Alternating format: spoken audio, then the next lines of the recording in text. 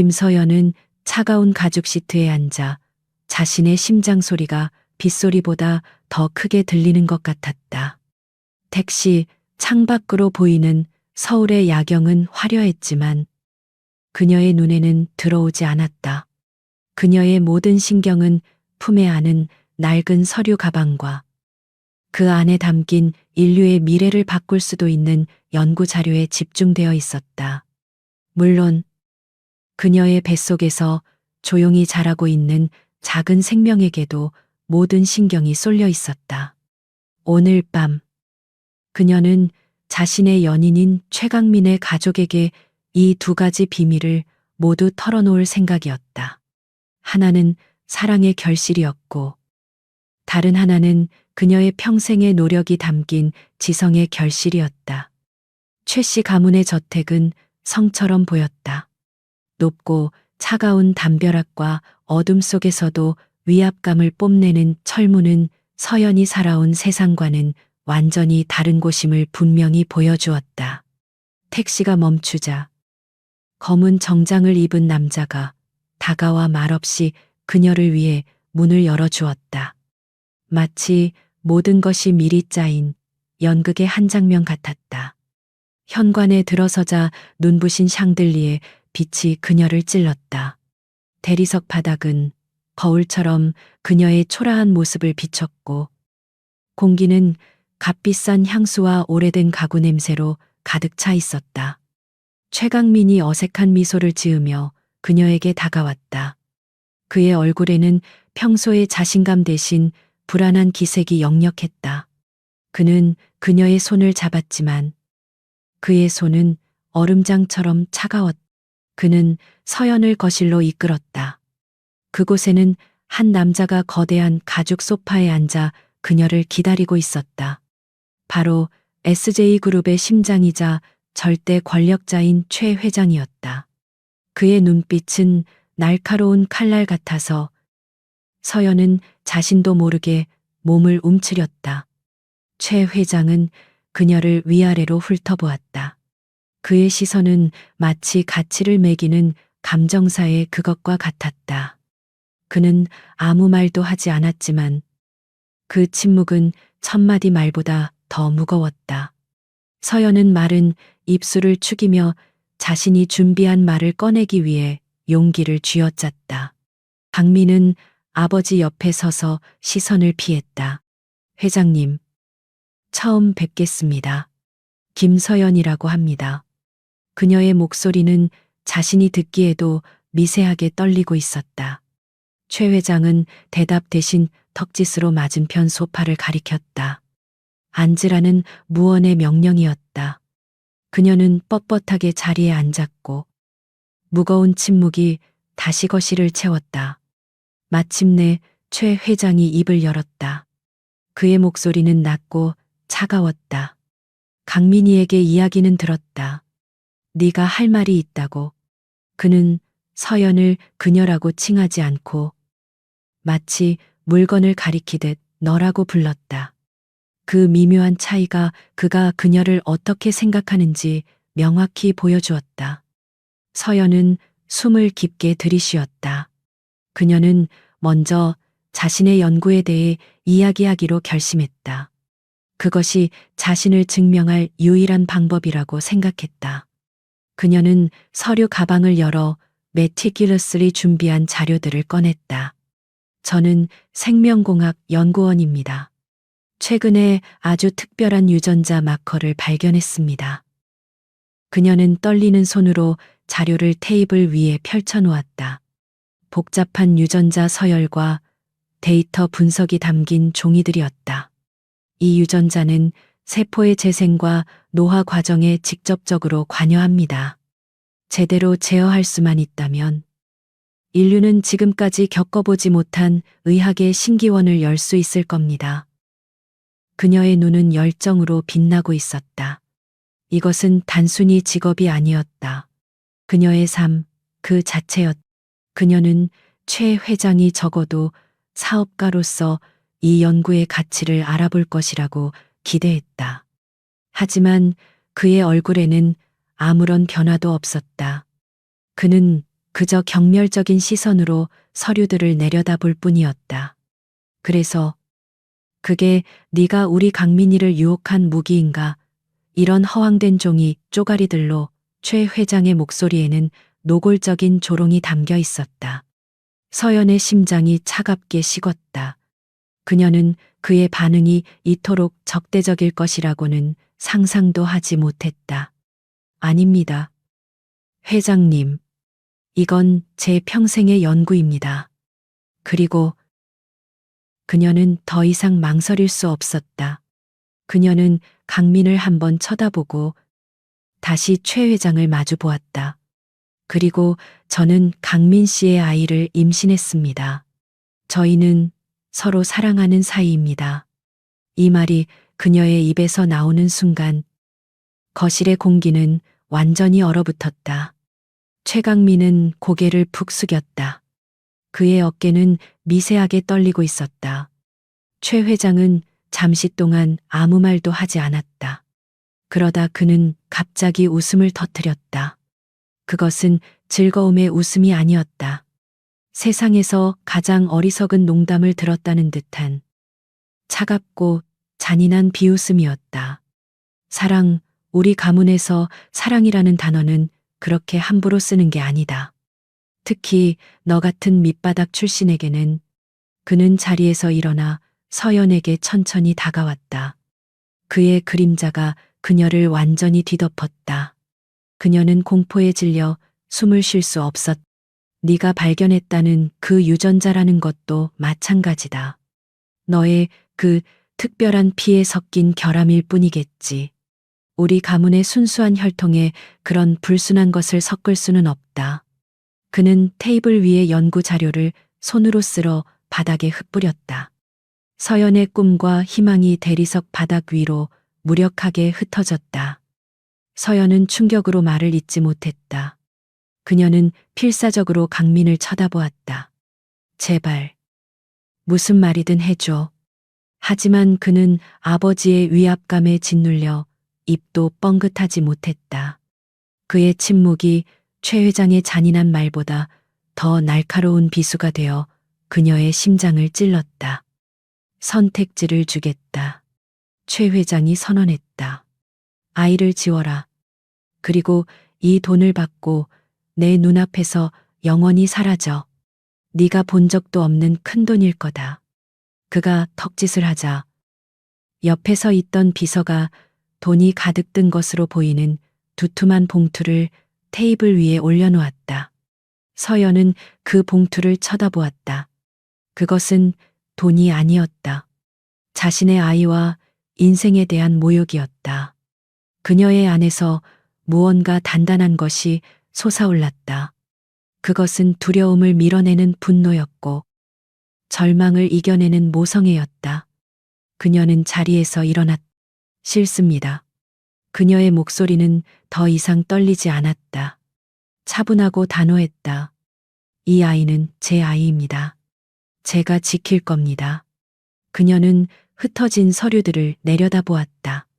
그리고 이 연구는 인류를 위한 것입니다. 회장님 같은 분이 가치를 논할 수 있는 게 아닙니다. 최 회장의 눈썹이 꿈틀거렸다. 감히 자신의 제안을 거절한 사람은 없었다. 그는 서연의 뺨을 세차게 내리쳤다. 짝 하는 소리가 거실을 울렸다. 서연의 고개가 돌아갔고 입가에서 비릿한 피맛이 느껴졌다. 하지만 그녀는 쓰러지지 않았다. 꼬솥이 서서 그를 노려보았다. 네가 지금 누구에게 대드는지 모르는 모양이군. 최 회장이 으르렁거렸다. 강민아, 내 여자다. 네가 처리해. 그는 아들에게 명령했다. 최강민은 마지못해 고개를 들었다. 그의 눈은 눈물로 가득 차 있었지만 그는 결국 아버지의 편에 섰다. 서연아, 제발. 우리 아버지가 하시는 말씀대로 해. 그게 너를 위한 길이야. 그의 목소리는 애원이 아니라 변명에 가까웠다. 그는 그녀를 위하는 것이 아니라 자기 자신을 이 끔찍한 상황에서 구하고 싶을 뿐이었다. 그 순간 서연의 마음속에 남아있던 마지막 희망의 불씨가 꺼졌다. 이게 당신의 진심이었군요. 그녀는 차갑게 말했다. 더 이상 눈물도 나오지 않았다. 그녀는 바닥에 흩어진 서류들을 주워 담기 시작했다. 그녀의 손길은 침착했다. 한 장 한 장. 자신의 짓밟힌 자존심을 다시 모으는 것 같았다. 그녀는 자신의 유일한 무기를 버리고 갈 수 없었다. 서류를 모두 챙긴 그녀가 몸을 돌려 문을 향해 걸어갔다. 그때 최 회장이 경호원들에게 명령했다. 저 여자가 아무것도 가져가지 못하게 해. 저 종이 쪼가리들도 전부 빼앗아. 경호원들이 그녀의 앞을 막아섰다. 그들은 그녀의 팔을 붙잡고 서류 가방을 강제로 빼앗으려 했다. 안 돼. 서연은 필사적으로 저항했다. 그것은 단순한 종이가 아니었다. 그것은 그녀 자신이었고 그녀 아이의 미래였다. 몸싸움이 벌어지는 와중에 그녀는 복부에 미세한 통증을 느꼈다. 아이를 지켜야 한다는 본능이 그녀에게 초인적인 힘을 주었다. 그녀는 경호원의 팔을 뿌리치고 그들을 밀어냈다. 그리고 그녀는 뛰었다. 자신의 삶에서, 그들의 잔인함에서 벗어나기 위해 현관문을 향해 달렸다. 저걸 당장 끌어내. 최 회장의 분노에 찬 고함 소리가 등 뒤에서 들려왔다. 문이 열리고 그녀는 쏟아지는 비 속으로 몸을 던졌다. 차가운 빗물이 그녀의 불타는 뺨을 식혀주었다. 그녀는 저택의 긴 진입로를 따라 비틀거리며 걸었다. 한때 사랑했던 남자의 배신과 세상을 바꿀 수 있다고 믿었던 꿈에 대한 모욕이 그녀의 영혼을 핥히었다. 하지만 그녀는 멈추지 않았다. 뱃속의 아이가 그녀에게 계속 걸으라고 속삭이는 것 같았다. 거대한 철문이 등 뒤에서 쾅 하고 닫혔다. 그녀는 이제 완전히 혼자였다. 그녀는 텅 빈 도로 위에 서서 자신의 배를 감싸 안았다. 뱃속에서 느껴지는 희미한 태동이 그녀에게 아직 모든 것이 끝나지 않았다고 말해주고 있었다. 아가야. 그녀는 빗소리에 섞여 아무에게도 들리지 않을 목소리로 속삭였다. 엄마가 꼭 지켜줄게. 그리고 증명해 보일 거야. 우리는 버려진 존재가 아니라고. 우리는 그들이 감히 상상조차 할 수 없는 위대한 유산을 가지고 있다고. 그녀는 더 이상 울지 않았다. 그녀의 눈은 차갑게 빛나고 있었다. 그것은 복수의 다짐이 아니었다. 생존의 맹세였다. 두 손에 아무것도 남지 않았지만 그녀는 자신의 몸 안에 세상에서 가장 강력한 비밀을 품고 있었다. 거부당하고 짓밟힌 그 유산이 언젠가 세상을 뒤흔들 폭풍의 씨앗이 되리라는 것을 그녀는 아직 알지 못했다. 그날 밤의 폭풍우가 지나간 후 김서연의 세상은 완전히 재편되었다. 그녀는 서울의 번화한 중심부를 떠나 낯선 이름의 버스가 드문드문 지나가는 낡은 변두리 동네에 작은 보금자리를 마련했다. 최 씨 가문의 저택에서 느꼈던 살을 애는 듯한 냉기는 이제 낡았지만 온기가 있는 작은 방의 햇살로 대체되었다. 시간은 속절없이 흘렀고 그녀의 배는 희망처럼 부풀어 올랐다. 그리고 마침내 작은 기적 두 개가 그녀의 품에 안겼다. 아들 김민준과 딸 김민서. 아이들은 아버지의 성을 따르지 않았다. 그들은 온전히 김서연의 아이들이었고 그녀가 세상의 모든 폭풍으로부터 지켜내야 할 소중한 유산이었다. 육아는 고독한 전쟁이었다. 낮에는 번역 아르바이트와 데이터 입력으로 생계를 꾸렸고 밤에는 잠투정하는 아이들을 달래며 뜬 눈으로 지새웠다. 하지만 아이들의 작은 숨소리와 포근한 체온은 그녀가 겪었던 모든 수모와 고통을 잊게 하는 마법과도 같았다. 서연은 아이들의 얼굴에서 최강민의 흔적을 찾으려 하지 않았다. 대신 그녀는 아이들에게서 경이로움을 발견했다. 쌍둥이는 다른 아이들과는 조금 다른 점이 있었다. 생후 몇 개월 되지 않았을 때부터 민주는 흑백 모빌의 복잡한 패턴을 뚫어지라 쳐다보며 눈을 떼지 못했고, 민서는 아주 미세한 소리의 변화에도 민감하게 반응하며 고개를 돌렸다. 서연은 과학자로서의 본능을 억누를 수 없었다. 그녀는 매일 밤 아이들이 잠든 후 낡은 노트북에 아이들의 성장 과정을 꼼꼼히 기록했다. 이것은 단순한 육아 일기가 아니었다. 미지의 영역을 탐사하는 연구원의 관찰 기록에 가까웠다. 아이들의 모든 행동, 모든 반응이 그녀에게는 새로운 데이터였다.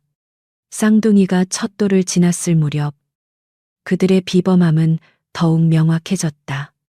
민주는 아직 말도 제대로 못하면서 복잡한 모양의 블록들을 논리적인 순서에 따라 완벽하게 쌓아 올렸다. 민서는 색에 대한 놀라운 감각을 보여주었다. 그녀는 수십 가지 색연필 중에서 미묘한 색조의 차이를 구분해내곤 했다. 서연의 마음 한구석에서는 불안감이 싹트기 시작했다. 이것이 혹시 자신이 가졌던 그 특별한 유전자 마커와 관련이 있는 것은 아닐까? 프로메테우스 마커라고 그녀가 이름 붙였던 그 유전자. 인류에게 불을 가져다 준 프로메테우스처럼 새로운 시대를 열 잠재력을 가졌지만 동시에 신의 형벌을 받을 수도 있는 위험한 유산. 그러던 어느 날 서연의 행복한 일상에 작은 균열이 생기기 시작했다. 유난히 민서의 손이 미세하게 떨리는 것을 발견한 것이다. 처음에는 그저 아이의 작은 버릇이라고 생각했다. 하지만 그 떨림은 점점 잦아졌고 가끔 민서는 무언가에 집중하다가도 갑자기 허공을 응시하며 멍한 표정을 짓곤 했다. 서연의 심장이 철렁 내려앉았다. 그녀는 민서를 데리고 동네 작은 병원부터 시작해 서울의 가장 큰 대학병원까지 찾아다녔다. 의사들은 수많은 검사를 했지만 명확한 원인을 찾아내지 못했다. 그들은 그저 발달 과정에서 나타날 수 있는 일시적인 현상이라거나 좀 더 지켜보자는 애매한 말만 되풀이했다. 하지만 서연은 알고 있었다.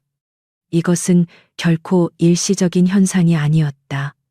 그녀의 딸에게 무언가 끔찍한 일이 벌어지고 있었다.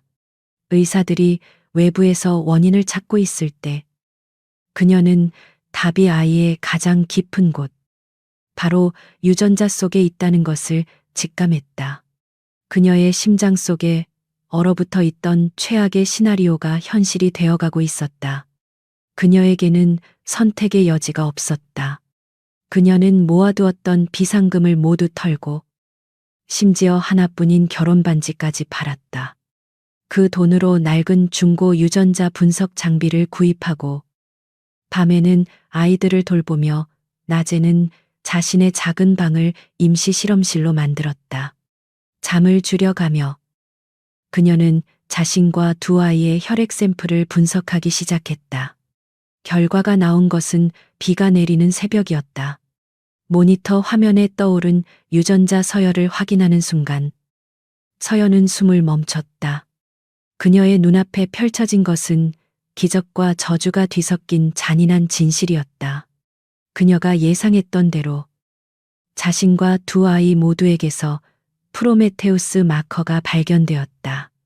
그런데 민서의 유전자에서는 그 마커의 일부 서열의 미세한 변이가 일어나 있었다. 그 변이는 뇌신경 발달을 폭발적으로 가속화하는 동시에 운동, 신경세포의 안정성을 파괴하는 치명적인 부작용을 일으키고 있었다. 딸의 비범한 지능은 사실 병의 증상 중 하나였던 것이다. 그녀의 딸은 시한부였다. 신경세포가 서서히 파괴되면서 아이는 결국 몸을 움직일 수 없게 되고 숨 쉬는 것조차 힘들어질 터였다. 의사들이 병명을 찾지 못한 것은 당연했다. 이것은 세상에 알려진 적 없는 오직 그녀의 혈통에만 존재하는 유전병이었기 때문이다. 완벽한 기적은 없었다. 그녀의 딸은 불완전한 기적의 희생양이었다. 서연은 모니터 앞에 주저앉아 소리 없이 울었다. 절망이 거대한 파도처럼 그녀를 덮쳤다. 최 회장이 그녀의 연구를 결함이라고 조롱했던 말이 귀에 맴돌았다. 그 말이 맞았던 걸까? 자신이 신의 영역을 넘본 대가로 딸이 끔찍한 형벌을 받게 된 것일까? 하지만 그녀가 무너져 있을 시간은 없었다. 그녀의 등 뒤에서 민서가 칭얼거리는 소리가 들렸다. 서연은 눈물을 닦고 딸에게 다가갔다. 잠에서 깬 민서는 엄마를 보며 희미하게 미소 지었다. 그 작은 미소가 서연의 무너진 마음을 다시 일으켜 세웠다. 그녀는 과학자이기 이전의 엄마였다. 그날 이후 김서연의 삶의 목표는 완전히 바뀌었다. 그녀의 연구는 더 이상 자신의 명예나 부 혹은 최 씨 가문에 대한 복수를 위한 것이 아니었다. 그것은 오직 하나, 딸 민서를 살리기 위한 처절한 싸움이 되었다. 그녀는 세상에서 유일하게 이 병의 원인을 아는 사람이었고, 그렇기에 치료법을 찾을 수 있는 유일한 사람이기도 했다. 그녀는 다시 노트북을 켰다. 화면 가득 자신의 옛 연구 자료들을 띄웠다. 한때 인류의 미래를 바꾸겠다던 거창한 꿈은 이제 한 아이의 생명을 구하려는 절박한 희망이 되었다. 그녀는 프로메테우스 마커의 작동 원리를 역으로 추적하기 시작했다. 어떻게 하면 신경세포 파괴는 멈추고 발달 촉진 효과만 남길 수 있을까? 그녀의 작은 방은 이제 단순한 집이 아니었다. 세상에서 가장 절박한 연구가 진행되는 최전선 기지였다. 낡은 책상 위에는 현미경과 각종 실험 도구들이 가득했고, 벽에는 복잡한 화학식과 유전자 지도가 빼곡히 붙어 있었다. 그녀는 세상과 단절된 채 오직 시간과의 싸움에만 몰두했다. 가끔 지쳐 쓰러질 것 같을 때면 그녀는 조용히 잠든 두 아이의 얼굴을 들여다보았다. 평화롭게 잠든 민준의 얼굴, 그리고 잠결에도 미세하게 떨리는 민서의 작은 손. 두 아이는 그녀가 포기할 수 없는 이유였다. 불완전한 기적이라면 자신의 손으로 그것을 완전하게 만들리라. 저주받은 유산이라면 기어코 축복으로 바꾸어 놓으리라.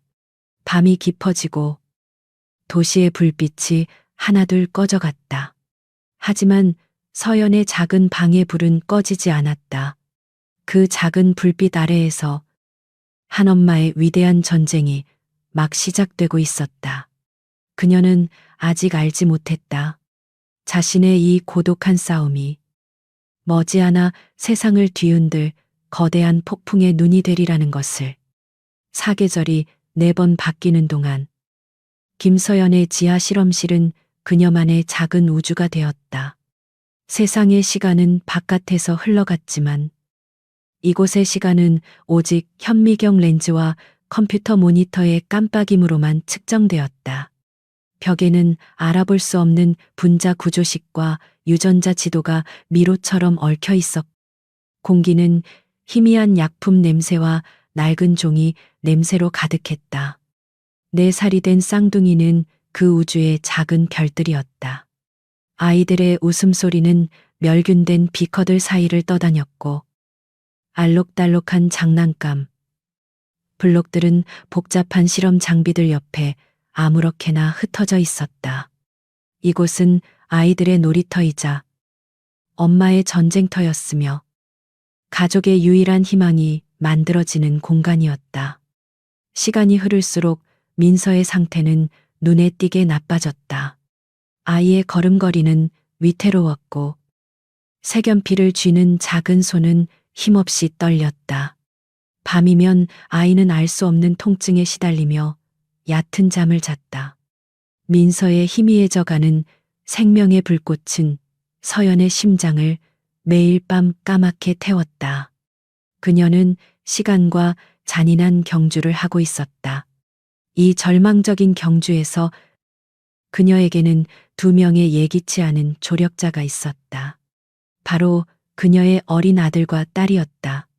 아이들의 천재성은 더 이상 의심의 여지가 없는 현실이 되어 그녀의 연구에 결정적인 빛을 비추기 시작했다. 그것은 축복이자 동시에 가슴 아픈 역설이었다. 어느 날 오후 서연은 낡은 컴퓨터 앞에서 머리를 쥐어뜯고 있었다. 그녀가 개발 중인 치료용 단백질의 안정성을 예측하기 위한 시뮬레이션 프로그램이 계속해서 오류를 일으켰다. 수천 개의 변수를 처리하기에 그녀의 컴퓨터는 너무 낡고 느렸다. 데이터 처리 과정에서 발생하는 미세한 충돌을 잡아낼 수가 없었다. 그녀가 좌절감에 한숨을 내쉬는 순간 등 뒤에서 조용한 목소리가 들렸다. 엄마, 길이 막혔어. 고개를 돌리자 아들 민준이 그녀의 모니터를 가만히 올려다보고 있었다. 아이의 손에는 장난감 기차 레일이 들려 있었다. 민준은 바닥에 레일들을 늘어놓기 시작했다. 그는 복잡하게 얽힌 레일들을 보여주며 말했다. 기차가 너무 많으면 여기서 부딪혀. 길을 하나 더 만들어야 돼. 그러면서 아이는 기존 레일 옆에 새로운 우회로를 만들었다. 단순한 아이의 놀이처럼 보였다. 하지만 그 순간 서연의 머릿속에 섬광이 스쳤다. 민준이 말한 것은 데이터 처리의 병목 현상에 대한 완벽한 비유였다. 아이는 복잡한 코드를 읽을 줄 몰랐지만 시스템의 논리적 흐름에 존재하는 결함을 본능적으로 꿰뚫어 본 것이다. 서연은 아들의 말에 따라 데이터 패킷을 분산시키는 새로운 알고리즘을 급히 작성했다. 그리고 시뮬레이션을 다시 실행했다. 놀랍게도 프로그램은 조금의 오류도 없이 부드럽게 작동하기 시작했다. 몇 시간 혹은 며칠이 걸려도 해결하지 못할 뻔했던 문제를 네 살배기 아들이 단 몇 분 만에 해결해 준 것이다. 서연은 아들을 끌어안았다. 고마움과 미안함, 그리고 경이로움이 뒤섞인 복잡한 감정이 몰려왔다. 민서의 천재성은 오빠와는 다른 방식으로 발현되었다. 민준이 차가운 논리와 시스템의 세계에 속해 있다면 민서는 따뜻한 생명과 직관의 세계에 더 가까웠다. 몸이 약한 아이는 대부분의 시간을 조용히 그림을 그리거나 엄마의 연구 노트를 그림책처럼 들여다보며 보냈다.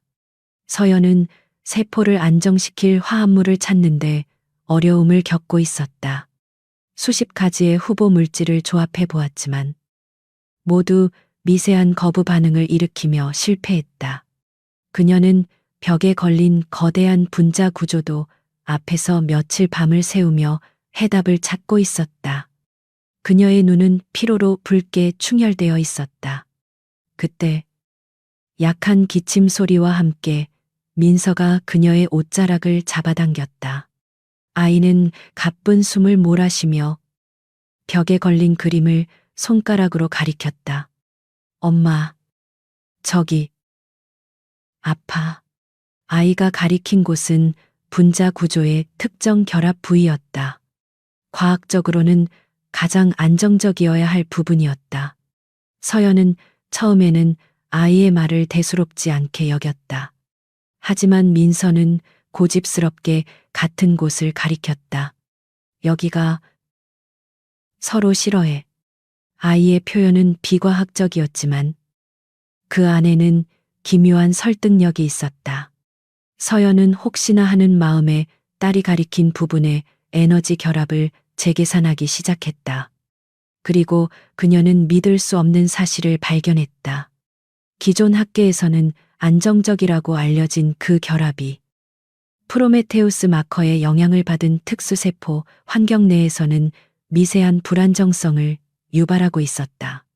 딸의 몸이, 딸의 고통이, 과학이 놓치고 있던 진실을 직접 가르쳐 주고 있었던 것이다.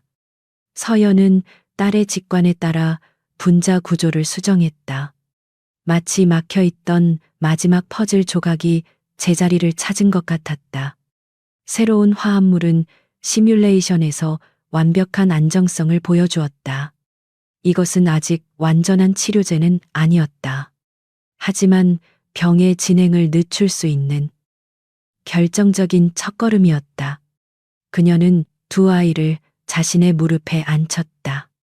한 아이는 논리적인 통찰력으로, 다른 한 아이는 생명에 대한 깊은 공감으로 자신의 길을 열어주었다. 아이들은 그저 그녀의 자식이 아니었다. 이 잔인한 싸움을 함께 헤쳐나가는 세상에서 가장 작고 위대한 동료들이었다. 서연은 아이들을 위해 동화책을 읽어주었다. 용감한 기사가 사악한 용과 싸워 공주를 구하는 이야기였다. 책을 읽어주는 그녀의 목소리는 떨리고 있었다. 그녀의 현실 속 용은 눈에 보이지 않는 유전자 변이였고, 그녀는 칼 대신 현미경을 든 기사였다. 그리고 그녀가 구해야 할 공주는 바로 그녀의 품에 안겨 있었다. 엄마도 용을 이길 수 있어? 민서가 힘없는 목소리로 물었다. 서연은 딸의 이마에 입을 맞추었다. 물론이야. 엄마는 세상에서 제일 강하거든. 민준이와 민서가 함께 있으니까. 그녀의 말은 아이들에게 하는 약속이자 자기 자신에게 거는 주문이었다. 그날 밤, 서연은 마침내 중요한 돌파구를 마련했다는 사실에 잠시나마 안도의 한숨을 내쉬었다. 하지만 기쁨은 잠시였다. 이 화합물을 실제 약으로 만들기 위해서는 막대한 자금과 시설이 필요했다. 그녀의 지하 실험실에서는 더 이상 나아갈 수 없었다. 그녀는 어둠 속에서 결심을 굳혔다. 세상 밖으로 나가야만 했다. 자신의 연구를 증명하고 투자를 받아야만 했다. 그것은 자신의 정체를 드러내야 한다는 것을 의미했다. 최씨 가문이라는 거대한 그림자가 여전히 그녀의 삶 위에 드리워져 있었지만 이제 그녀에게는 물러설 곳이 없었다. 딸의 생명보다 더 중요한 것은 없었다. 서연은 자신의 연구 중 가장 핵심적이고 동시에 가장 자극적인 부분을 요약하여 익명의 논문으로 작성하기 시작했다. 그것은 세상에 던지는 구조 신호이자 위험한 미끼였다. 이 미끼를 누가 물게 될지는 알 수 없었다. 하지만 그녀는 기꺼이 그 위험을 감수하기로 했다. 어두운 실험실에 작은 불빛들이 모여 이제 거대한 폭풍을 예고하는 번개가 될 시간이었다. 김서연의 통장 잔고는 바닥을 드러내고 있었다. 딸 민서의 치료에 필요한 값비싼 시약들은 그녀의 마지막 남은 돈마저 삼켜버렸다. 시간은 그녀의 편이 아니었다. 민서의 병세는 조금씩, 하지만 분명히 악화되고 있었다. 희망의 빛은 점점 희미해져 갔고, 절망의 그림자는 그녀의 작은 지하 실험실을 집어삼킬 듯이 다가왔다.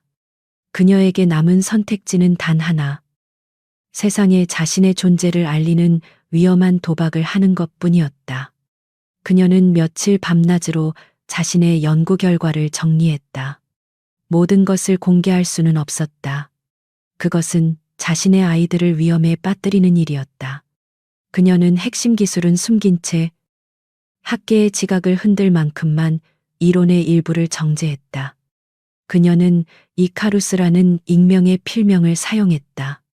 태양을 향해 날아오르다 추락한 그리스 신화 속 인물.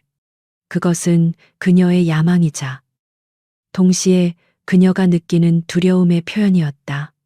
그녀는 암호화된 국제과학 포럼에 신경 경로의 비정상적 유전자 발현 안정화를 위한 이론적 프레임워크라는 제목의 짧은 논문을 게시했다. 그리고 기다렸다. 그것은 낚싯줄을 던져놓고 심연을 응시하는 어부의 심정이었다. 무엇이 물릴지, 그것이 과연 희망일지 아니면 더 큰 절망일지는 아무도 알 수 없었다. 그녀는 노트북을 덮고 아이들의 잠든 얼굴을 바라보았다. 그녀의 도박은 이미 시작되었다. 처음 며칠 동안은 아무런 반응도 없었다. 그녀의 글은 수많은 논문들 사이에 묻혀 있는 듯 했다. 하지만 어느 순간 작은 파문이 일기 시작했다. 익명의 한 노교수가 그녀의 이론에 대한 날카로운 질문을 던졌고 서연이 다시 익명으로 그에 대한 완벽한 답변을 내놓자 포럼은 들끓기 시작했다. 이카루스의 논문은 전 세계 생명공학계로 들불처럼 번져나갔다. 그의 이론은 너무나 혁명적이어서 많은 이들이 허무맹랑하다고 비웃었지만 동시에 너무나 논리정연해서 그 누구도 쉽사리 반박하지 못했다. 이카루스가 누구인지에 대한 추측이 난무했다. 숨겨진 천재, 혹은 거대 제약회사의 비밀 프로젝트 팀일 것이라는 소문이 돌았다. 한편 서울의 심장부 SJ그룹의 초고층 빌딩 꼭대기층에서는 다른 종류의 시간이 흐르고 있었다. 최 회장은 자신의 제국을 내려다보며 이전과 다른 깊은 피로감을 느꼈다. 그의 손에 들린 값비싼 찻잔이 미세하게 떨렸고 그는 아무도 눈치채지 못하게 다른 손으로 그 떨림을 감췄다. 최고의 의사들도 그의 병 앞에서 속수무책이었다. 그의 몸은 서서히 하지만 분명히 무너져 내리고 있었다. 영원할 것 같았던 그의 권력과 부도 죽음이라는 거대한 적 앞에서는 무력했다. 그는 절박했다. 그의 절박함은 그를 더욱 잔인하고 위험한 인물로 만들고 있었다. 바로 그때 SJ그룹 생명과학연구소의 젊은 수석 연구원이 흥분된 얼굴로 회장실의 문을 두드렸다. 그의 손에는 이카루스의 논문이 들려 있었다. 회장님, 이것을 보셔야 합니다. 만약 이 이론이 사실이라면 이것은 단순한 신기술이 아닙니다. 이것은 신의 영역입니다. 최 회장은 마지못해 논문을 받아들었다. 복잡한 과학 용어들은 그의 눈에 들어오지 않았다. 하지만 그의 날카로운 사업가적 직감은 그 안에 숨겨진 본질을 꿰뚫어 보았다. 노화, 질병, 죽음, 인간의 숙명을 거스를 수 있는 가능성. 그의 눈이 탐욕스러운 불꽃으로 번뜩였다. 이 이카루스라는 놈. 찾아내. 그의 목소리는 낮았지만 그 안에 담긴 명령은 절대적이었다. SJ그룹의 모든 자원을 동원해. 돈이 얼마가 들든 상관없다. 수단과 방법을 가리지 말고 이 자를 내 앞에 데려와. 당장. SJ그룹의 정보 분석팀이 즉시 가동되었다. 그들은 전 세계 최고의 화이트 해커들과 데이터 분석가들로 이루어진 최 회장의 비밀 부대였다. 그들의 임무는 단 하나. 사이버 공간의 유령인 이카루스의 진짜 정체를 밝혀내는 것이었다. 그들은 포럼의 서버를 해킹하고 데이터의 흐름을 역추적하기 시작했다. 서연은 자신의 논문이 일으킨 폭풍을 조마조마한 마음으로 지켜보고 있었다. 수많은 이메일이 쏟아져 들어왔다. 세계 유수의 대학과 연구소에서 온 공동 연구 제안도 있었지만 출처가 불분명한 거액의 스카우트 제의도 많았다. 그녀는 그 모든 것을 무시했다. 섣불리 움직이다가는 덫에 걸릴 수 있었다. 그녀는 여러 겹의 가상 사설망과 프록시 서버를 이용해 자신의 위치를 숨기고 있었다. 하지만 그녀는 알고 있었다.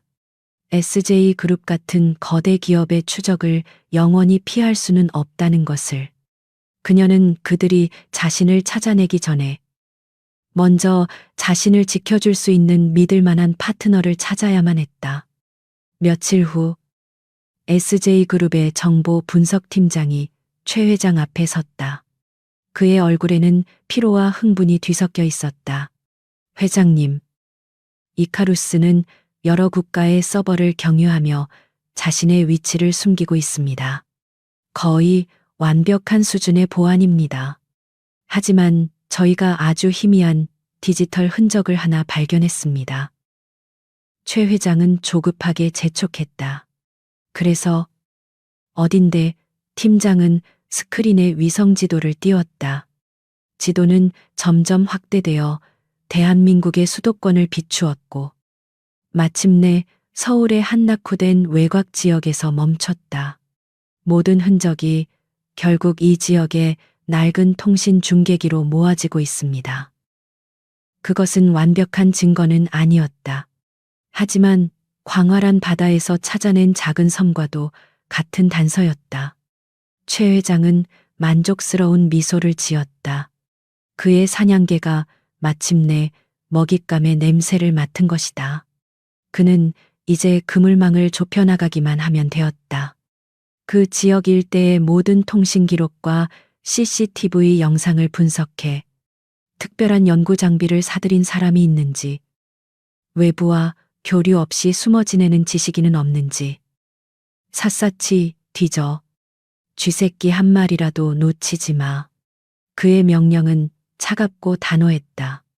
서연은 아무것도 모른 채 그날 밤도 딸의 머리맡을 지키고 있었다.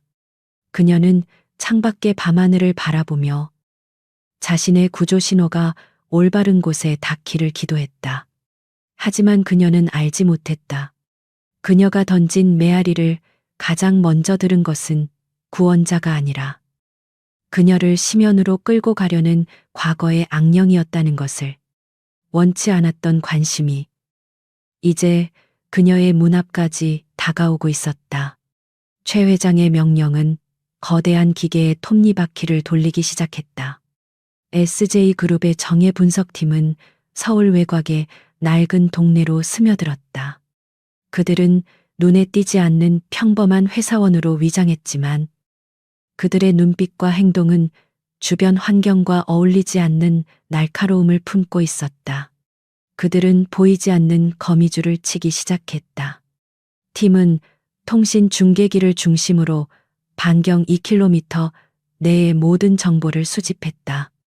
전기 사용량, 수도 사용량, 인터넷 데이터 트래픽, 배달 주문 기록까지 수많은 평범한 가정의 데이터 속에서 유독 하나의 지점이 이상 신호를 보내고 있었다.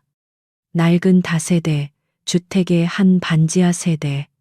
그곳은 인구 통계상 1인 가구로 등록되어 있었지만 전기 사용량은 작은 공장에 맞먹을 정도로 높았다. 또한 해외에서 발송된 특수 시약과 소형 실험 장비들이 정기적으로 배달되고 있었다. 퍼즐 조각들이 하나둘 맞춰지기 시작했다. 분석팀은 목표물이 바로 그곳에 있음을 직감했다. 그들은 24시간 감시 체제에 들어갔다. 맞은편 건물 옥상에는 고성능 망원 렌즈가 설치되었고 주변 골목에는 위장 차량들이 배치되었다. 그리고 며칠 후 마침내 결정적인 영상이 포착되었다. 이른 새벽 반지하 방의 창문으로 한 여자의 실루엣이 보였다. 그녀는 현미경 앞에서 밤을 새운 듯 지친 모습이었다. 팀장은 즉시 얼굴 인식 프로그램을 가동했다. 컴퓨터는 수백만 개의 데이터를 대조하기 시작했고 몇 초 후 하나의 파일이 화면에 떠올랐다. 팀장의 얼굴이 하얗게 질렸다. 화면 속의 인물 정보는 그의 예상을 완전히 벗어나는 것이었다. 김서연. 4년 전 최강민 상무와 연관되어 거액의 합의금을 받고 사라진 여자. 이것은 단순한 기술 유출이나 인재 영입의 문제가 아니었다. 그룹 총수 일가의 가장 민감한 부분을 건드리는 일이었다. 팀장은 감히 이 사실을 최 회장에게 직접 보고할 수 없었다. 그는 떨리는 손으로 최강민 상무에게 먼저 연락을 취했다. 프로젝트의 책임자는 명목상 그였기 때문이다. 최강민은 보고를 듣는 내내 아무 말도 하지 않았다. 그의 얼굴에서 핏기가 사라졌다. 김서연. 그가 애써 잊으려 했던 이름. 그의 인생에서 가장 비겁했던 순간의 증거. 그녀가 바로 전 세계를 뒤흔든 익명의 천재 이카루스였다니. 그는 자신의 귀를 의심했다. 아이들은 어떻지? 강민이 마침내 입을 열었다. 그의 목소리는 심하게 잠겨 있었다.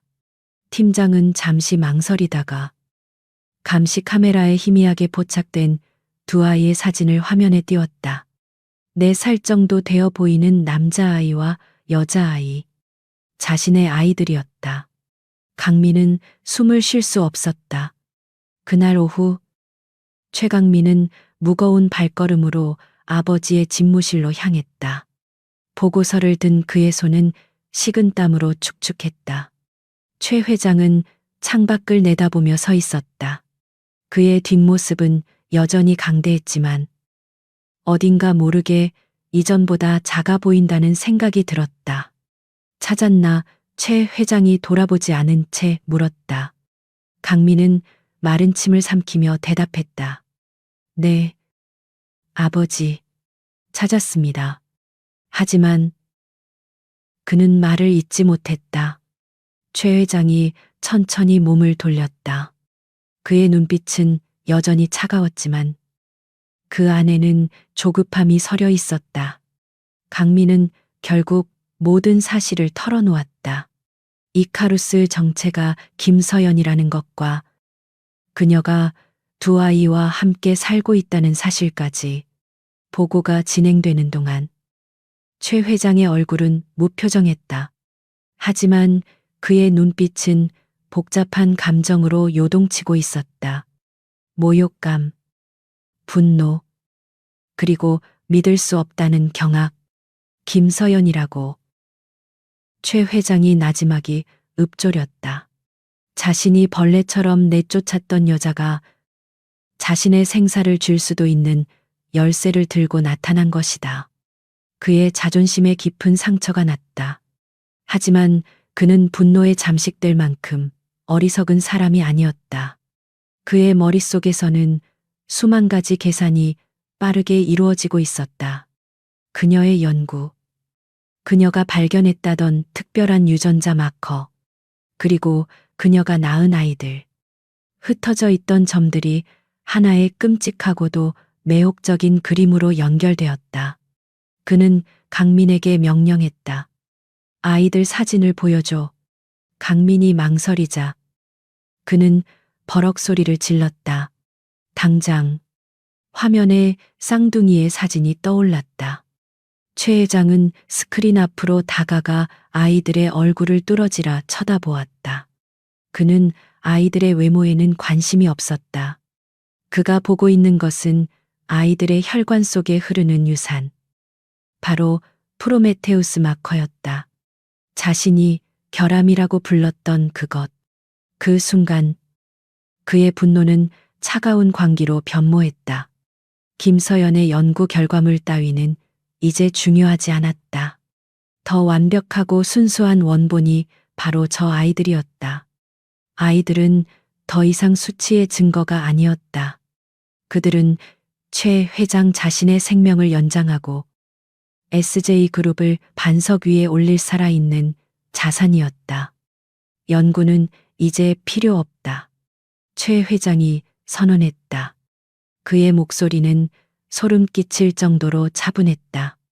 중요한 것은 그 원천이다. 저 아이들은 최 씨 가문의 핏줄이다. 즉, 내 소유물이라는 뜻이지. 그는 아들을 돌아보았다. 강민아, 내 핏줄이다. 네가 가서 데려와. 한편 김서연은 며칠 전부터 불길한 낌새를 느끼고 있었다. 동네 골목에 못 보던 검은 세단이 며칠째 주차되어 있었고 쓰레기를 버리러 나갈 때마다 누군가의 시선이든 뒤에 꽂히는 듯한 느낌을 받았다.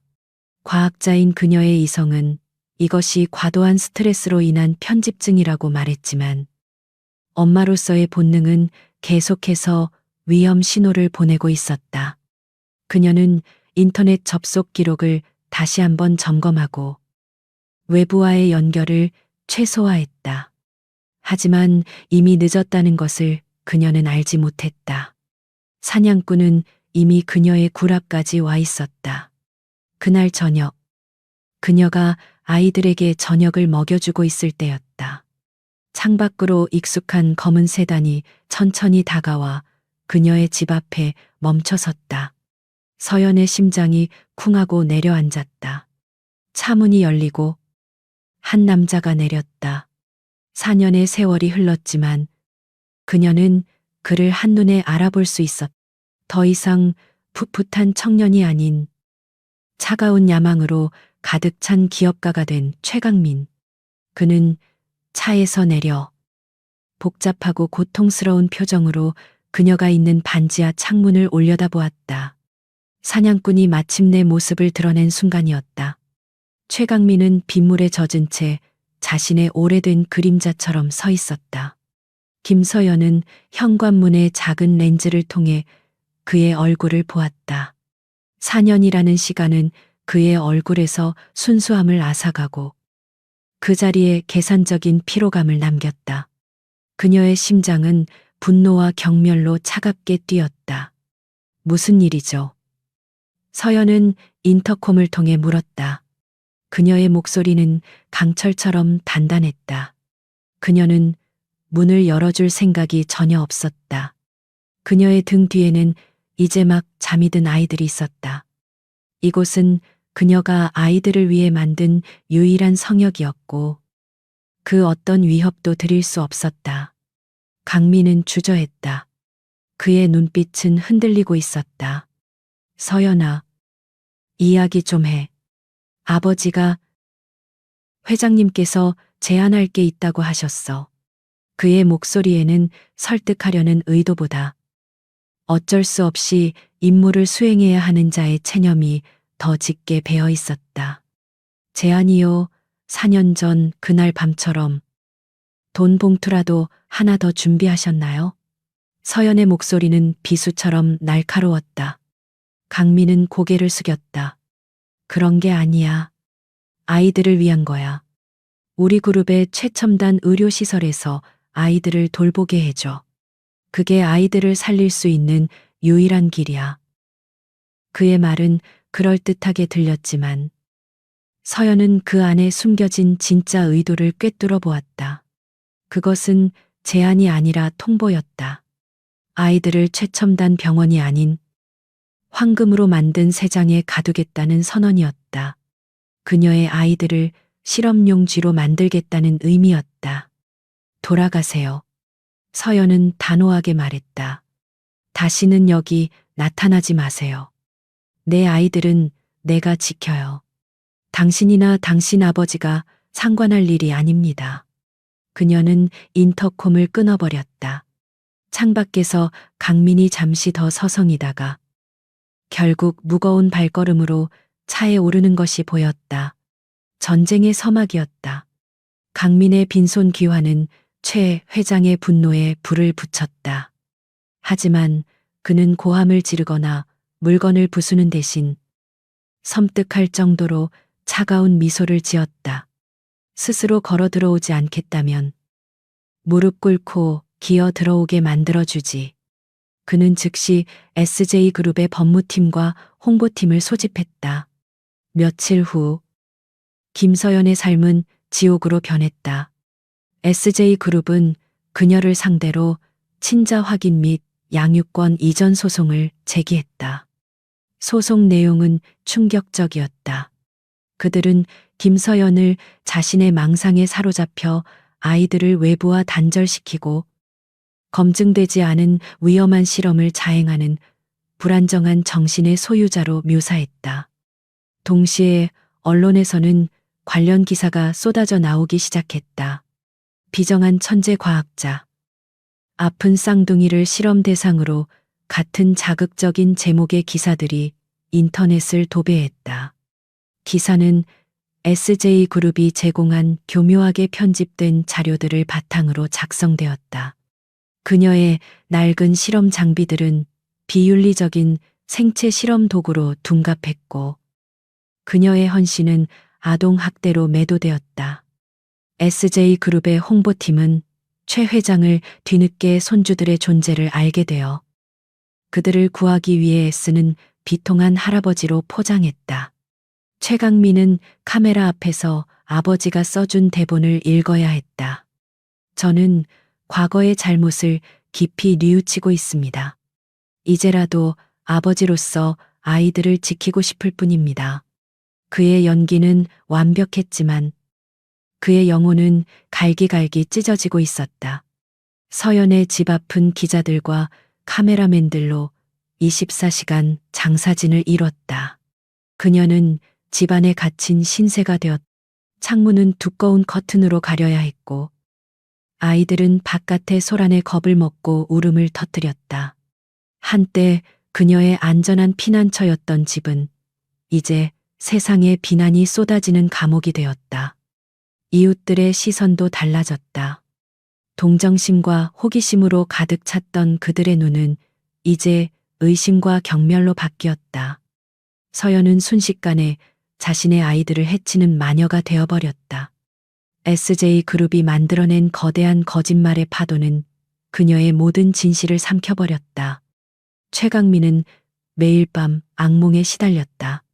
그는 스크린 속에서 비난받는 서연의 모습을 보며 죄책감에 몸서리쳤다. 그는 자신의 행동이 아이들을 위한 것이라고 스스로를 세뇌하려 했지만 그것이 결국 아버지의 탐욕을 채우기 위한 것임을 누구보다 잘 알고 있었다. 그는 아버지에게 맞서려 몇 번이나 시도했다. 아버지, 제발 멈추세요. 서연이는 그런 사람이 아닙니다. 이건 너무 잔인합니다. 그는 애원했다. 하지만 최 회장은 차갑게 대꾸했다. 잔인한 건 세상이다. 그리고 난 그 세상의 법칙을 이용하는 것뿐이다. 넌 그저 내 역할을 해. 그렇지 않으면 넌 내 아들 자격도, 저 아이들의 아버지가 될 자격도 없다. 아버지의 협박 앞에서 강민의 용기는 모래성처럼 무너져 내렸다. 그는 거대한 시스템의 부품이자 화려한 세상의 문지기였다. 그는 서연과 아이들을 가두는 동시에 자기 자신도 그 세상 안에 갇혀버렸다는 사실을 깨달았다. 그의 고뇌는 깊어졌지만 그는 아무것도 바꿀 수 없었다. 외부의 공격이 거세질수록 서연의 내면은 역설적으로 더욱 단단해졌다. 그녀는 무너지지 않았다. 그녀는 아이들을 보호하는데 모든 힘을 쏟았다. 그녀는 아이들의 귀에 헤드폰을 씌워주고 신나는 동요를 들려주었고, 커튼을 친 어두운 거실에서 그림자 놀이를 하며 아이들을 웃게 만들었다. 하지만 밤이 되면 그녀는 다시 냉철한 전략가로 돌아왔다. 그녀는 언론과 여론을 상대로 싸우는 것이 무의미하다는 것을 알았다. 이것은 진실의 싸움이 아니라 힘의 싸움이었다. 그녀에게 필요한 것은 그녀의 편에 서서 거대한 골리앗과 맞서 싸워줄 다윗 같은 존재였다. 그녀는 밤새도록 컴퓨터 앞에 앉아 국내의 모든 변호사 정보를 검색했다. SJ그룹의 이름 앞에서 모두가 몸을 사렸다. 그들의 법무팀은 불패로 알려져 있었다. 대부분의 변호사들은 승산 없는 싸움에 끼어들고 싶어 하지 않았다. 그녀가 절망에 빠지려던 순간 한 변호사의 이름이 눈에 들어왔다. 변호사 윤수희. 독사라는 별명을 가진 승소율 높은 변호사. 하지만 그녀가 더 유명한 이유는 따로 있었다. 그녀는 과거 SJ그룹의 불법적인 경영 승계 과정에서 모든 것을 잃은 피해자의 딸이었고, 그 이후로 SJ그룹과 관련된 소송에 집요하게 맞서 싸워온 인물이었다. 그녀는 돈이나 명예가 아닌 복수를 위해 싸우는 사람이었다. 서연은 희미한 희망을 보았다. 그녀는 윤수희 변호사에게 익명으로 이메일을 보냈다. 자신의 상황과 자신이 가지고 있는 증거, 그리고 자신이 제안할 수 있는 것에 대해 간략하게 설명했다. 그것은 또 다른 도박이었다. 며칠 후 기자들의 소란이 잠시 뜸해진 틈을 타 우편함에 법원에서 온 등기우편이 꽂혔다. 양육권 소송의 첫 재판기일 통지서였다. 서류에 적힌 공식적인 문구들은 그녀의 숨통을 조여왔다. 그 종이 한 장이 그녀에게서 아이들을 빼앗아갈 수도 있었다. 그녀는 서류를 든 채 거친 숨을 몰아쉬는 민서의 방으로 들어갔다. 아이의 얼굴은 평화로웠지만 그 숨소리는 시간이 얼마 남지 않았음을 알리는 시계추 소리처럼 들렸다. 싸움은 이제 피할 수 없는 현실이 되어 그녀의 눈앞에 닥쳐 있었다. 법원에서 온 등기우편은 차가운 쇠사슬처럼 느껴졌다. 김서연은 그 종이 한 장에 담긴 무게에 짓눌려 숨을 쉴 수 없었다.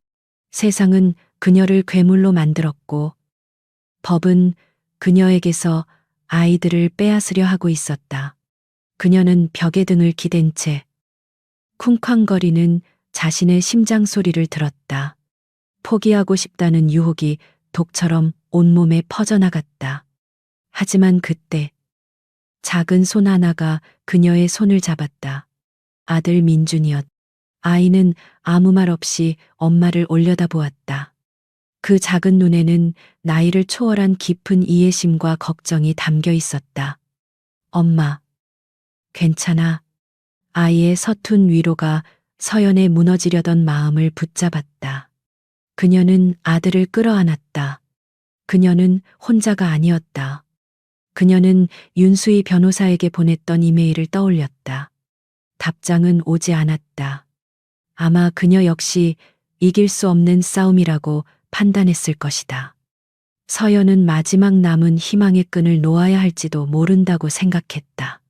하지만 바로 그 순간 그녀의 낡은 휴대전화가 짧게 진동했다. 모르는 번호로 온 문자 메시지였다.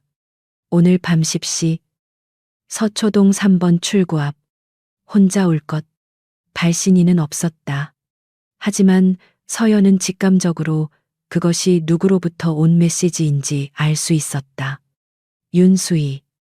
그녀는 약속 장소에 나가기로 결심했다. 그것이 SJ그룹이 파놓은 함정일 수도 있다는 위험을 알면서도 그녀는 이 기회를 놓칠 수 없었다. 밤 10시 서연은 낡은 모자를 깊게 눌러쓰고 약속 장소에 도착했다. 기자들은 모두 철수한 뒤였지만 그녀는 여전히 누군가 자신을 감시하고 있다는 느낌을 지울 수 없었다. 약속된 장소에는 검은색 세단 한 대가 조용히 서 있었다. 차문이 열리고 한 여자가 내렸다. 날카로운 눈매와 굳게 담은 입술, 머리부터 발끝까지 빈틈없는 검은색 정장. 그녀가 바로 변호사 윤수희였다. 그녀의 아우라는 독사라는 별명에 걸맞게 차갑고 공격적이었다. 김서연 씨, 그녀의 목소리는 낮고 건조했다. 서연은 말없이 고개를 끄덕였다. 윤수희는 서연을 위아래로 훑어보았다. 당신 이메일을 읽었소. 흥미로운 소설이더군. 그녀의 말에는 믿음보다 회의가 가득했다. SJ그룹을 상대로 싸우고 싶다면 소설이 아니라 증거가 필요해. 당신이 가진 걸 보여줘. 그녀는 서연을 자신의 차로 이끌었다. 차가 출발하고 도시의 불빛들이 창밖으로 빠르게 스쳐 지나갔다. 차 안에는 무거운 침묵이 흘렀다. 윤수희의 사무실은 화려하지 않았지만 효율적으로 정돈되어 있었다. 벽 한쪽에는 SJ그룹과 관련된 사건 파일들이 거대한 산처럼 쌓여 있었다. 그것은 그녀의 집념과 복수심의 증거였다. 말해봐요. SJ가 왜 당신 아이들을 원하는지. 윤수인은 커피를 내오며 물었다. 서연은 망설였다. 자신의 가장 깊은 비밀을, 아이들의 운명이 걸린 비밀을 처음 보는 사람에게 털어놓아야 했다. 하지만 그녀에게는 다른 선택지가 없었다. 서연은 프로메테우스 마커에 대해 이야기하기 시작했다. 자신이 발견한 특별한 유전자. 그것이 가진 무한한 가능성. 그리고 딸 민서에게 나타난 치명적인 부작용까지. 그녀는 자신의 연구 노트와 딸의 의료 기록을 담은 USB를 윤수희에게 건넸다. 그녀의 목소리는 떨렸지만 눈빛은 확고했다. 윤수희는 말없이 그녀의 이야기를 들었다. 그녀의 표정에는 변화가 없었지만 눈빛은 예리하게 빛나고 있었다. 그녀는 서연이 건넨 USB를 자신의 컴퓨터에 연결하고 복잡한 데이터들을 빠르게 훑어보기 시작했다. 변호사인 그녀가 유전자 데이터를 완전히 이해할 수는 없었지만 그녀는 그 안에 담긴 논리의 일관성과 방대한 연구의 깊이를 느낄 수 있었다. 최 회장. 그 늙은 여우가 이걸 노리고 있었군. 윤수희가 마침내 입을 열었다. 그녀의 목소리에는 경멸과 함께 희미한 흥분이 섞여 있었다. 그는 자신의 영생을 위해 친손주들마저 실험용지로 만들려는 거야. 인간이 아니지. 그녀는 자리에서 일어나 창밖을 내다보았다. 창밖으로 SJ그룹의 거대한 본사 건물이 보였다. 이 싸움, 이길 수 있다고 생각해요. 서연이 희망과 불안이 섞인 목소리로 물었다. 윤수희는 천천히 돌아섰다. 그녀의 눈빛은 이전보다 더 차갑고 단단해져 있었다. 법정에서 진실은 중요하지 않아. 누가 더 설득력 있는 이야기를 만드느냐의 싸움이지. 지금까진 SJ가 이기고 있었소. 하지만 당신이 내게 진짜 무기를 준 것 같군. 그들은 연약한 동맹을 맺었다. 한 명은 아이를 지키려는 엄마였고, 다른 한 명은 가족의 복수를 꿈꾸는 변호사였다. 그들을 묶어준 것은 신뢰가 아닌 공동의 적이었다. 같은 시각, 서연의 집에서는 또 다른 종류의 방어선이 구축되고 있었다. 서연이 집을 비운 사이, 민주는 엄마의 컴퓨터 앞에 앉아 있었다. 아이는 마우스와 키보드를 능숙하게 다루며 화면 속의 복잡한 폴더 구조를 들여다보고 있었다. 민주는 엄마가 밤마다 얼마나 불안해하는지, 그리고 이 컴퓨터 안에 있는 자료들이 얼마나 중요한지를 본능적으로 알고 있었다. 아이는 엄마가 숨겨둔 암호화 프로그램 튜토리얼을 본 기억을 더듬었다. 어른들에게는 복잡하고 어려운 과정이었지만 아이의 논리적인 두뇌는 그것을 하나의 게임처럼 받아들였다. 작은 손가락들이 키보드 위를 움직였다. 아이는 엄마의 가장 중요한 연구 데이터가 담긴 폴더를 찾아냈다. 그리고 그는 자신만의 방식으로 누구도 상상하지 못할 복잡한 암호 체계를 만들기 시작했다. 그는 자신이 가장 좋아하는 공룡들의 이름과 별들의 위치를 조합하여 슈퍼컴퓨터로도 해독하기 어려운 암호키를 생성했다. 그리고 그는 그 폴더를 보이지 않는 디지털 금고 안에 숨겼다. 외부에서 접속을 시도하면 즉시 모든 데이터를 파기하는 자폭 프로그램까지 설정해 두었다. 내 살백이 아이가 한 일이라고는 도저히 믿을 수 없는 수준의 디지털 방어 요새였다. 서연이 새벽녘에 집에 돌아왔을 때 아이들은 평화롭게 잠들어 있었다. 그녀는 컴퓨터를 켜고 윤수희에게 전송할 추가 자료를 정리하려 했다. 하지만 그녀는 자신의 가장 중요한 연구 폴더가 사라진 것을 발견했다. 그녀의 심장이 철렁 내려앉았다. 해킹당한 것일까? 그녀가 패닉에 빠지려던 순간 컴퓨터 화면 한 구석에 작은 공룡 모양의 아이콘이 깜빡이는 것을 발견했다. 그녀가 아이콘을 클릭하자 엄마, 이건 비밀이야라는 서툰 글씨와 함께 암호를 입력하는 창이 나타났다. 서연은 그제야 아들이 한 일이라는 것을 깨닫고 안도의 한숨을 내쉬었다. 그녀는 아들의 천재성에 다시 한번 놀라며 가슴 벅찬 감동을 느꼈다. 새로운 동맹이 맺어지고 첫 번째 방어선이 구축되었다. 거대한 폭풍이 몰려오고 있었지만 이제 그녀는 더 이상 혼자서 비를 맞지 않아도 되었다. 그녀의 곁에는 날카로운 창이 되어줄 변호사가 있었고 그녀의 등 뒤에는 그 누구도 뚫을 수 없는 방패가 되어줄 어린 아들이 있었다. 전쟁은 이제 막 시작되었다. 법정의 공기는 차가웠다.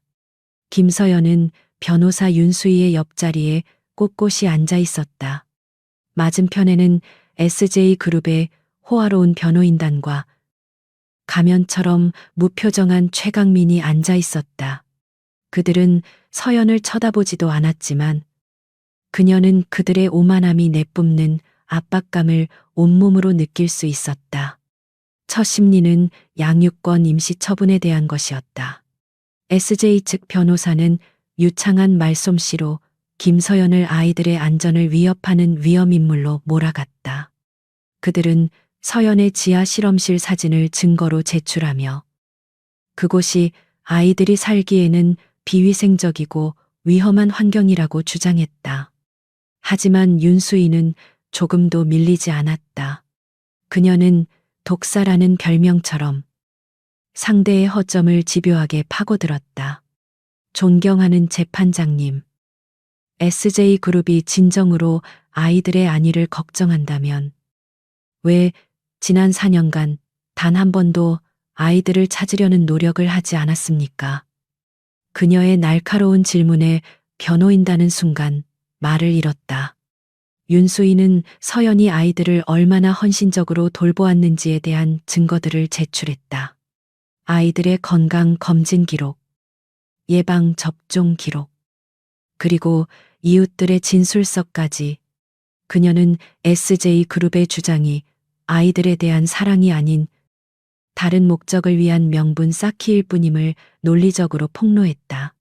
결국 재판부는 SJ 측의 임시 양육권 신청을 기각했다. 작은 승리였지만 그것은 최 회장의 분노를 폭발시키기에 충분했다. 법이라는 느리고 답답한 절차는 그의 성미에 맞지 않았다. 그의 몸은 하루가 다르게 쇠약해지고 있었고 그에게는 시간이 없었다. 그는 법정 밖의 방법을 쓰기로 결심했다. 더 빠르고 더 확실한 방법. 그는 자신의 충직한 비서를 불렀다. 더 이상 애들 장난에 어울려줄 시간이 없다. 전문가들을 고용해 무슨 수를 써서라도 아이들을 데려와. 이건 부탁이 아니라 명령이다. 그의 눈빛은 법과 윤리를 초월한 자의 섬뜩한 광기로 가득 차 있었다. 며칠 후 서연은 윤수희의 조언에 따라 아이들을 데리고 작은 공원으로 향했다. 아이들을 집에만 가두는 것이 양육권 소송에 불리하게 작용할 수 있다는 판단 때문이었다. 그녀는 주변을 경계하며 인적이 드문 공원 벤치에 아이들을 앉혔다. 아주 잠시나마 아이들에게 평범한 오후를 선물하고 싶었다. 하지만 그 평화는 오래가지 않았다. 서연은 자신들을 주시하는 몇몇 남자들의 시선을 느꼈다. 그들은 평범한 행인처럼 보였지만 그들의 움직임은 어색했고 눈빛은 차가웠다.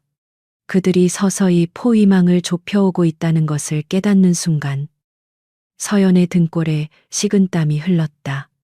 민준아, 민서야, 엄마랑 달리기 시합할까? 서연은 애써 태어난 목소리로 아이들에게 속삭였다. 그녀는 아이들의 손을 잡고 집을 향해 천천히 걷기 시작했다. 남자들이 뒤따라왔다.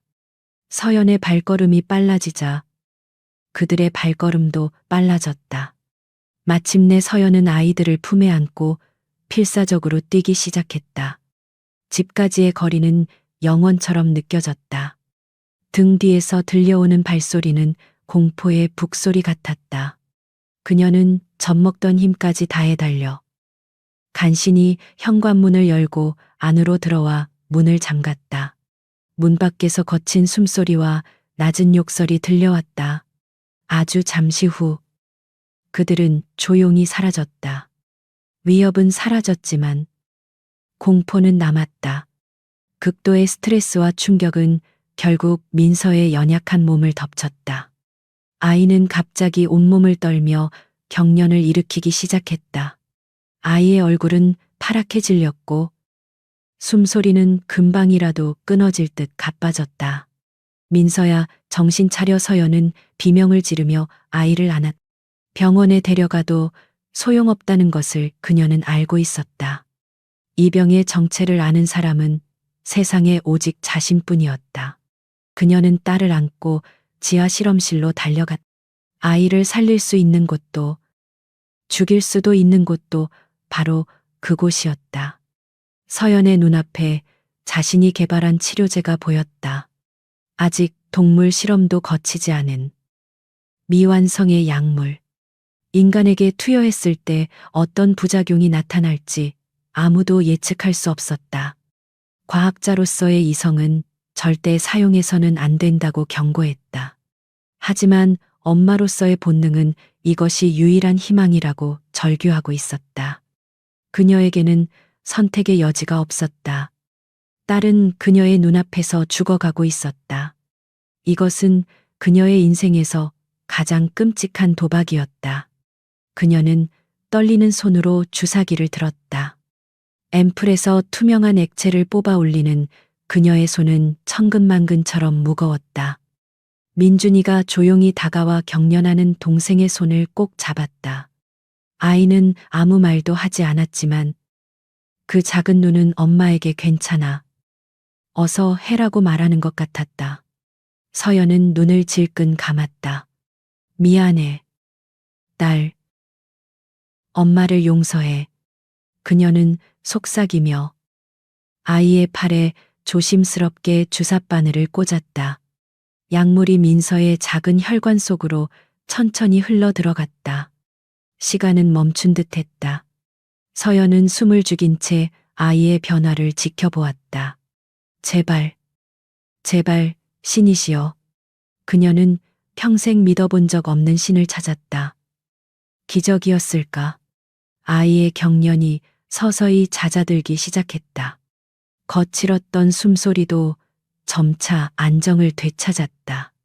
하지만 아이는 깊은 잠에 빠진 듯 의식을 차리지 못했다. 서연은 낡은 생체 신호 측정 장치를 아이의 몸에 연결했다. 모니터 화면에 희미하지만 규칙적인 심장 박동 그래프가 그려지기 시작했다.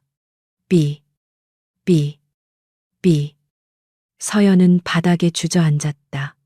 온몸의 힘이 다 빠져나갔다. 그녀는 자신이 딸을 살린 것인지 아니면 단지 죽음을 조금 늦춘 것인지 알 수 없었다. 모니터의 규칙적인 신호음만이 어두운 실험실 안을 채우고 있었다. 그녀의 목숨을 건 도박은 끝났고 이제 남은 것은 신의 판결을 기다리는 것뿐이었다. 모니터의 규칙적인 신호음은 김서연에게 희망의 속삭임이자 동시에 불안의 메아리였다. 그녀는 꼬박 이틀 밤낮을 뜬 눈으로 딸 민서의 곁을 지켰다. 아이는 깊은 잠에 빠져 있었지만 이전처럼 고통스러워 보이지는 않았다. 아이의 호흡은 안정되었고 창백했던 얼굴에도 미세한 혈색이 돌기 시작했다. 그리고 사흘째 되던 날 아침, 기적이 일어났다. 민서가 천천히 눈을 떴다. 아이는 엄마를 향해 희미하게 미소 지었다. 엄마. 그 작은 목소리는 서연의 세상에 울려 퍼진 가장 아름다운 음악이었다. 서연은 딸을 끌어안고 뜨거운 눈물을 흘렸다. 그녀의 위험한 도박은 성공했다.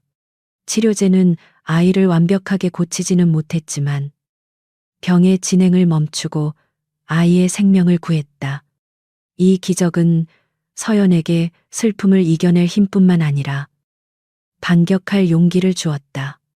더 이상 숨거나 방어만 할 수 없었다. 그녀는 이 지긋지긋한 싸움을 자신의 손으로 끝내기로 결심했다. 그녀는 윤수희 변호사에게 연락했다. 그녀의 목소리는 이전과 달리 차분하고 강한 결의에 차 있었다. 최 회장에게 협상을 제안하고 싶어요. 서연의 말에 윤수희는 놀랐다. 항복하겠다는 뜻은 아니겠지. 서연은 희미하게 웃었다. 아니요. 체스에서 체크메이트를 부르기 전 마지막으로 왕을 유인하는 수예요.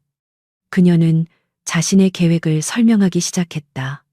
모든 것을 건 마지막 승부수였다. 윤수희는 SJ그룹 법무팀에 공식적으로 연락했다. 김서연이 납치 미수 사건으로 인한 정신적 충격과 딸의 건강 악화로 인해 더 이상 싸울 의지를 잃었으며 아이들의 미래를 위해 모든 연구 자료를 넘기고 협조하는 조건으로 협상을 원한다는 의사를 전달했다. 단, 조건이 있었다. 협상은 반드시 최 회장 본인과 직접 김서연의 실험실에서 진행해야 한다는 것이었다. 윤수희는 서연이 자신의 연구가 제대로 된 환경에서 계승되기를 원하며 그 가치를 이해하는 유일한 사람인 최 회장에게 직접 설명하고 싶어 한다고 덧붙였다. 최 회장은 그 제안을 보고받고 코웃음을 쳤다. 그는 서연이 마침내 현실을 깨닫고 무릎을 꿇은 것이라고 생각했다. 그의 오만함과 치료제에 대한 조급함은 그의 눈을 멀게 했다. 그는 그것이 덧칠 가능성을 전혀 의심하지 않았다. 마침내 모든 것을 손에 넣을 시간이 왔다고. 그는 확신했다. 좋다. 그 여자의 마지막 발악을 들어주지. 그는 직접 가기로 결정했다. 최강민도 동행시켰다. 자신의 완전한 승리를 아들에게 똑똑히 보여주고 싶었기 때문이다. 약속 당일. 서연의 실험실은 마지막 결전의 무대로 변모하고 있었다. 윤수희는 만일의 사태에 대비해 외부에서 대기하며 모든 상황을 법적으로 지원할 준비를 마쳤다. 서연은 실험실을 평소처럼 보이게 정리했다. 그리고 가장 중요한 임무는 아들 민준의 몫이었다. 민준은 엄마의 지시에 따라 눈에 보이지 않는 초소형 카메라와 마이크들을 실험실 곳곳에 설치했다. 책장 틈, 환풍구, 심지어 천장의 낡은 전등가단까지. 아이의 작은 손은 어른이라면 불가능했을 정교한 작업을 해냈다. 그는 모든 장치를 엄마의 컴퓨터에 연결하고 자신이 만든 비밀 스트리밍 서버를 가동시킬 준비를 마쳤다. 마침내 문을 두드리는 소리가 들렸다. 최 회장과 최강민이 안으로 들어섰다. 최 회장은 경멸적인 시선으로 비좁고 낡은 실험실을 둘러보았다. 이런 돼지우리 같은 곳에서 내 손주들을 키웠단 말인가. 그의 첫마디는 모욕이었다. 서연은 아무런 대꾸도 하지 않고 그들을 안으로 안내했다. 그녀는 일부러 지치고 패배한 듯한 모습을 연기했다. 앉으시죠. 설명해 드릴 게 많습니다. 그녀는 컴퓨터 화면에 자신의 연구 데이터를 띄우며 프로메테우스 마커의 원리에 대해 설명하기 시작했다. 최 회장은 처음에는 건성으로 듣는 척했지만 점차 그 내용에 깊이 빠져들었다. 설명이 끝나자 최 회장은 만족스러운 표정을 지었다. 그래. 쓸만한 머리를 가졌군. 이제 그 모든 자료와 아이들을 넘겨라. 그럼 네 목숨은 살려주지. 그는 본색을 드러냈다. 바로 그때 서연이 그의 눈을 똑바로 쳐다보며 물었다. 궁금한 게 있습니다. 회장님, 왜 그렇게까지 하셨나요? 왜 당신의 친손주들을 납치하려고까지 하셨죠? 그녀의 차분한 질문에 최 회장은 어이가 없다는 듯 웃었다. 그는 자신이 모든 것을 통제하고 있다고 믿었기에 경계심을 완전히 풀고 있었다. 핏줄이기 때문이다. 그는 거만하게 말했다.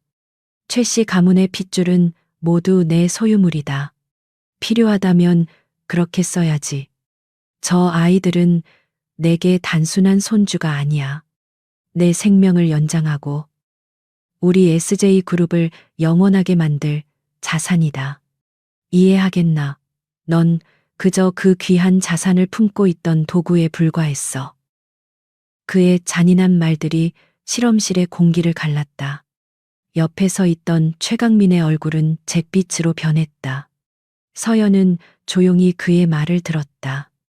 그리고 그의 독백이 절정에 달했을 때 그녀는 숨겨진 카메라를 향해 시선을 돌렸다. 솔직한 답변. 감사합니다. 회장님. 그녀의 목소리는 차갑고 명료했다. 방금 하신 말씀, 전 세계가 아주 잘 들었을 겁니다. 그녀가 리모컨을 누르자 연구 데이터를 보여주던 거대한 모니터 화면이 바뀌었다.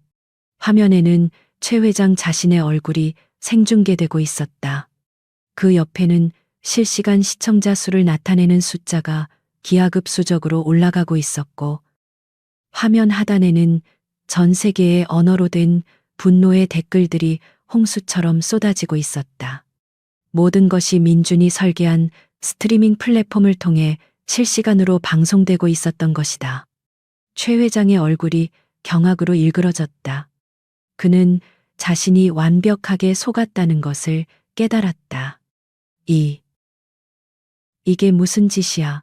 그가 소리치며 서연에게 달려들려던 순간 실험실의 문이 거칠게 열리고 경찰들이 들이닥쳤다. 윤수희가 외부에서 모든 상황을 지켜보다가 신고한 것이었다. 최 회장, 당신을 납치, 교사 및 불법 감금 등의 혐의로 긴급 체포합니다. 경찰의 선언과 함께 그의 제국은 산산조각이 났다. 최강민은 그 자리에 주저앉아 절망적으로 흐느꼈다. 모든 소란이 끝난 후 서연은 실험실 한가운데에 서 있었다. 그녀의 품에는 두 아이가 안겨 있었다. 딸 민서는 안정을 되찾았고 아들 민주는 모든 것을 이해한다는 듯한 눈으로 엄마를 올려다보고 있었다. 정의는 법정에서가 아니라 바로 이 작고 낡은 실험실에서 그녀 자신의 손으로 실현되었다. 불가능해 보였던 체스 게임의 판이 완벽하게 뒤집힌 순간이었다. 최 회장의 몰락은 거대한 댐의 붕괴와도 같았다. 그가 평생 쌓아 올린 부와 권력의 제국은 대중의 분노라는 거대한 급류에 휩쓸려 순식간에 무너져 내렸다. SJ그룹의 주가는 끝없이 추락했고 수십 년간 이어져 온 신화는 하룻밤 만에 추악한 스캔들로 전락했다. 온 세상이 김서연과 그녀의 두 아이들에게 주목했다. 그녀는 더 이상 비정한 마녀가 아니었다. 거대한 악에 맞서 아이들을 지켜낸 영웅적인 어머니이자 시대를 앞서간 천재 과학자로 재평가받았다. 그녀의 지하 실험실에서 시작된 고독한 싸움은 이제 세상을 바꾼 위대한 승리로 기록되었다. 최 회장은 법의 심판을 받았다. 납치, 교사, 불법 감금, 주가 조작 등 그의 죄는 너무나도 많고 무거웠다. 그는 감옥에서 급격히 쇠약해졌다. 그토록 갈망했던 생명 연장의 꿈은 차가운 감옥의 침상 위에서 허무하게 끝났다. 그는 누구의 애도도 받지 못한 채 외롭고 비참한 죽음을 맞이했다. 최강민은 수사에 협조한 점이 참작되어 감형을 받았다. 몇 년 후 그는 조용히 출소했다. 세상은 그를 잊은 듯 했다. 그는 모든 것을 잃었다. 부호, 명예, 그리고 가족까지도. 가끔 그는 거리의 전광판에 비치는 뉴스를 통해 서연과 아이들의 소식을 접했다. 그때마다 그는 돌이킬 수 없는 과거의 무게를 느끼며 조용히 고개를 숙이고 인파 속으로 사라졌다. 김서연의 삶에는 새로운 새벽이 밝아왔다. 그녀는 더 이상 어두운 지하에 숨어 지낼 필요가 없었다. 전 세계의 유수한 연구기관과 윤리적인 투자자들이 그녀에게 손을 내밀었다. 그녀는 그들의 지원을 받아 프라미스 바이오라는 새로운 이름의 생명공학 연구소를 설립했다. SJ그룹처럼 이윤을 좇는 기업이 아닌 인류애를 최우선으로 하는 연구소였다. 그녀의 첫 번째 목표는 딸 민서를 위한 치료제를 완성하는 것이었다. 최고의 석학들이 그녀의 팀에 합류했고 그녀의 이론은 마침내 완벽한 결실을 보았다. 민서는 꾸준한 치료를 통해 놀라울 정도로 건강을 회복했다. 아이는 더 이상 병마에 시달리지 않았다. 마음껏 뛰고 웃는 평범하고도 소중한 일상을 되찾았다. 프라미스 바이오는 프로메테우스 마커를 기반으로 한 신약 개발에 성공하여 수많은 희귀 유전병 환자들에게 새로운 희망을 안겨주었다. 김서연의 기술은 인류의 삶을 바꾸었다. 그녀는 돈과 명예를 모두 얻었지만 조금도 변하지 않았다. 그녀는 여전히 두 아이의 어머니이자 생명을 존중하는 겸손한 과학자였다. 몇 년의 시간이 흘렀다. 서울 근교의 햇살 좋은 언덕 위에 서연과 아이들의 새로운 집이 자리 잡았다. 어두웠던 지하 실험실과 달리 그곳은 밝고 따뜻한 웃음소리로 가득했다.